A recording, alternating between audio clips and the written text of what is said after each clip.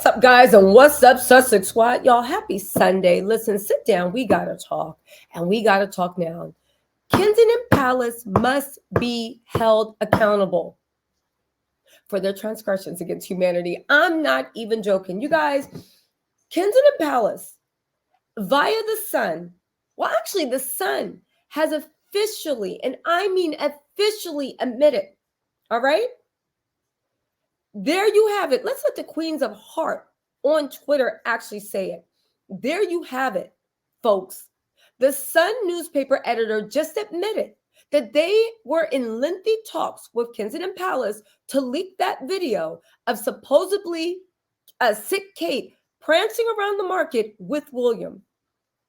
Prince Harry and Meghan Markle were right. They create the news. Now, let me just say this, right? Kensington Palace is on this smug walk.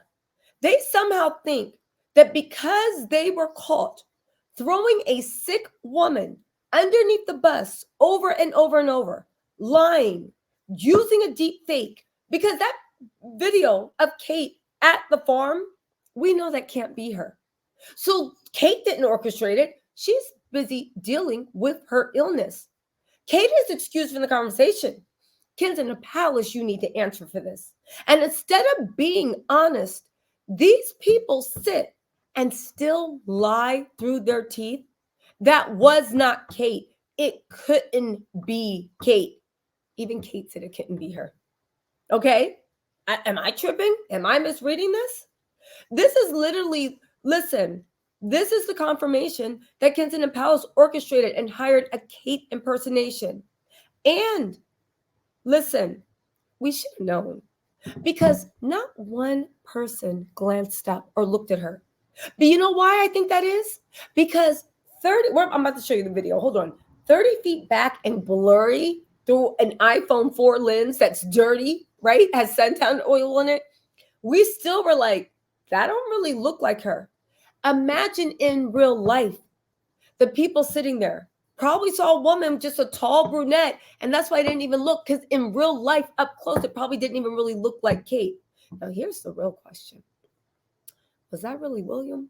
Because, baby, a fake Kate and a real William walking from the Windsor farmer market, baby, that's a conspiracy. A fake Kate and a fake William, that could just be a mistake. Maybe the guy filming it didn't know, even though it looks like it's coming out that guy De Silva looks and speaks like the other guy, but he says he's not him, the one giving interviews that swears it was Kate, but they can't find anybody else. But on top of that, right? I was like, okay, so maybe the Sun ran with it, and Kensington Palace was in close communication with the Sun the whole time. They wanted to push this narrative the whole time, and now they got what they wanted. They need to answer on what's going on. Do they really honestly think that, you guys, what they did was beyond scary? It was diabolical. It was disgusting. It was dangerous. And like the Associated Press says, I'm going to treat them like they're North Korea. But y'all, listen to what they have to say. Hold on. A big story that we talked briefly about at the beginning, and then we spoke to Paddy Harvison, who clearly, Victoria, in his view, yes, social media has acted in all sorts of crazy ways. It's been a bit like the Wild West, but he was also clear that the mainstream media has played a part in creating some of the frenzy. Now, a couple of weeks ago, you published this front page, I think, which said, "Lay off Kate." We can show it, I think, to our viewers. Maybe it'll pop up in a few seconds. There it is. So you were, sending that message, basically saying, leave her alone. But then your paper obtained, and I think paid for, footage of her out shopping in Windsor with William. And then today you've got 9 pages in your Sunday edition all about the story. So isn't that a contradiction? I don't think so at all. No, I was really moved the day of the Photoshop fail when the whole world was attacking her. I just thought it was outrageous. This poor woman was clearly ill and was so desperate that she tweaked a photo, minor tweaks, to make it look a little bit better. So that's why I did that front page, and it was really important. It then changed the narrative. A lot of the rest of the media then started saying, back off Kate. So I don't accept what you said earlier. In terms of reporting the fact that they went out to the Windsor farm shop a few days later, They knew that if they went out there in public, mingled with members of the public, they would be seen and potentially photographed, because everyone's got a camera phone now, and that's how it happened. It wasn't a photographer, it was a camera phone. And of course I was in discussions with the palace all along with that, and there was no problem with us running those images, and it kind of felt that the nation was desperate to see her.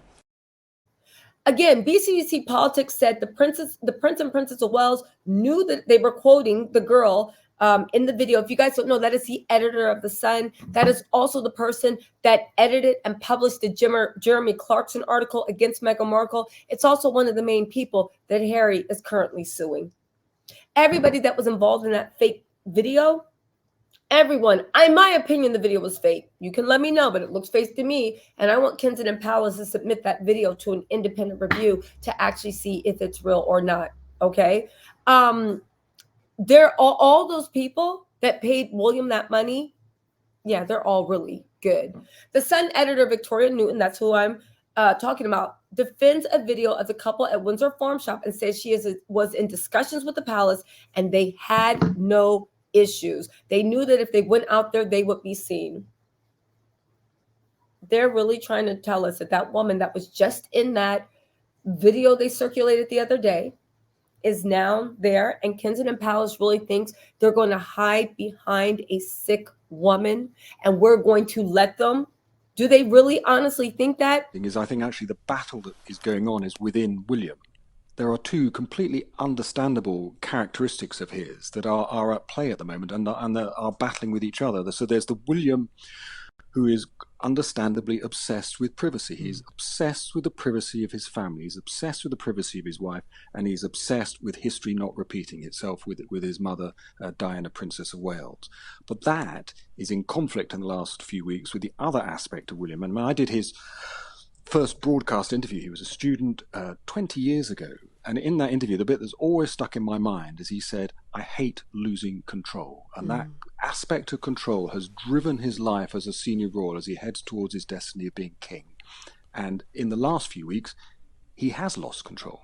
And so I think it's that bit of it has then led us to the Mother's Day picture and the consequences of that, having the British monarchy referenced in the same breath as North Korea and Iran is not a good step, is it? When the picture agencies talked about killing it. But we've also, come on to discuss what we've seen overnight into today, whereby we have the pictures of them on the front page of The Sun, on the front page of the Daily Mail, of them shopping. I mean, they had an absolute expectation of privacy when they went shopping. That cannot be debated or argued.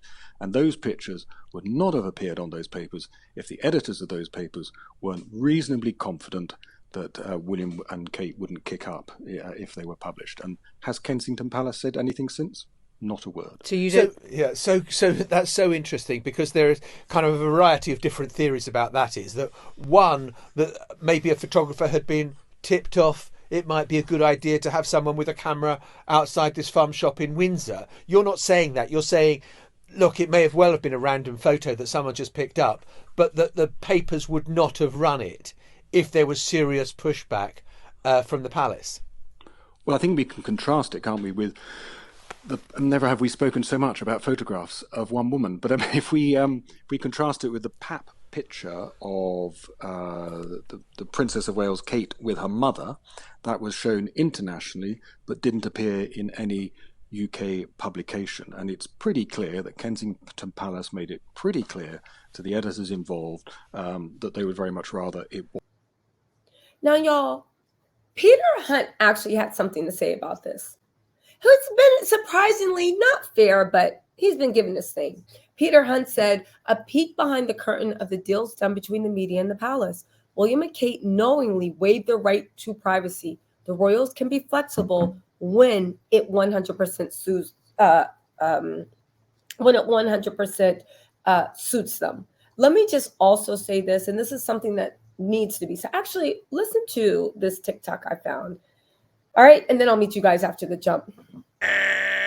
Nope. There is no world in which a public figure whose entire job is to be the public face of an entire country, whose life is partly funded by the public of that entire country, would ever have a cancer diagnosis in private. That's not real. That's why we know about King Charles's. Now, obviously, is there something that we can all learn here about not jumping to conclusions and not jumping on bandwagons and keeping our cool a little bit more in the future? Absolutely. So yeah, sure, lesson learned. But there is no world in which Kate Middleton would have just privately dealt with her cancer if we had all shut up. That's not real. But more importantly, we didn't create this debacle, the palace did. And then they threw gas on it over and over again. And most important of all, when it all blew up, the palace threw a woman being treated for cancer under the bus and blamed it all on her. After they originally attributed it to Prince William, by the way. No amount of people taking the bait they fed us and running with it is in any way as egregious as this. This is... And if anything, the gravity of what the truth has ended up being just kind of underlines how, egregious the disarray in the palace's PR arm truly is. I mean, it's like, this is dehumanizing. This is really dark.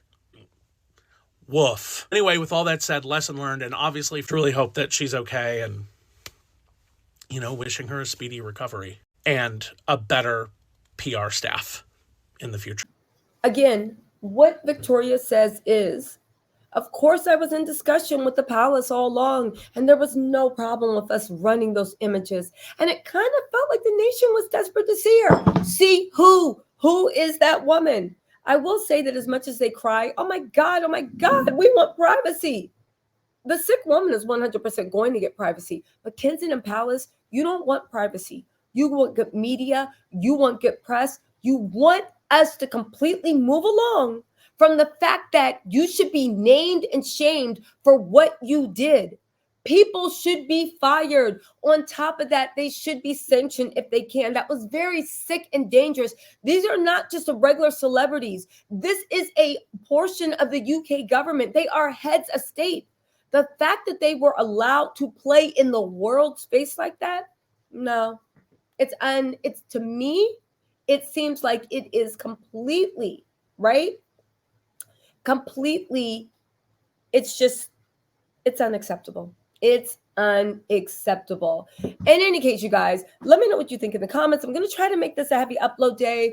There's a lot more coming out. William finally decided, after his wife sat there alone, took the burden, then released a statement on her own, right? Once they waited to see how the online trolls were bullying everybody to be quiet. Now he wants to come out and talk about he proud. His own father came out and said something. Meghan and Harry came out and said something before him. But you know what? That's something for another video. I'll talk to y'all later. Bye.